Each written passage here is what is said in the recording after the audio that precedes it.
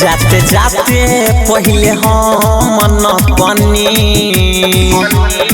तबे चालू हो गेलई चपनी। जाते जाते पहले हम न पनी तबे चालू हो गेलई चपनी। खोली के राख दिल जवानी जैसे रिंच है मोर सैया के समान के लंबाई सखी गे 7.5 इंच है। हमर सैया के समान के लंबाई सखी गे 7.5 इंच है।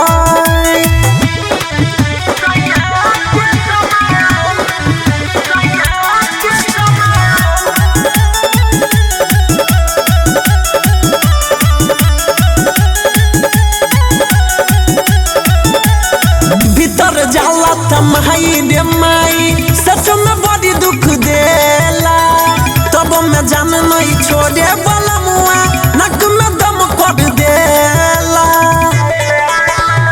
भीतर जाला त माई रे माई सच में बड़ी दुख देला तब मैं जान नहीं छोड़े वाला मुआ नक में दम कर देला।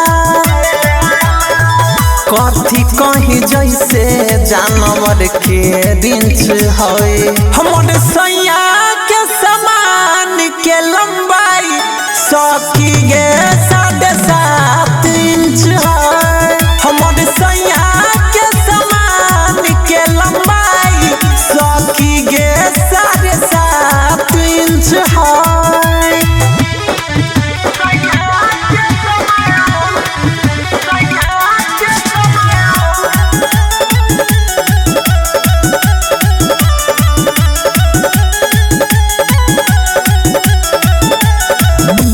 राखी दिल जवानी पियावा रजनी सगे डाल के भीतर तर खानी हवा लगी सगे। घिस के राखी दिल जवानी पियावा रजनी सगे डाल के भीतर तर खानी हवा लगी सगे। बढ़िया छै गोलाई चिकन चाकन पिंक है।